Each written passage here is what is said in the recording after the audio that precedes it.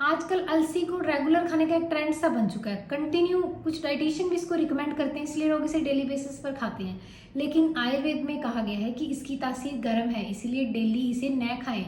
अगर आप इसे डेली रोजाना महीनों तक यूज करेंगे तो यह हमारी आई साइट को वीक कर सकती है, इनफर्टिलिटी रेट को बढ़ाती है ये।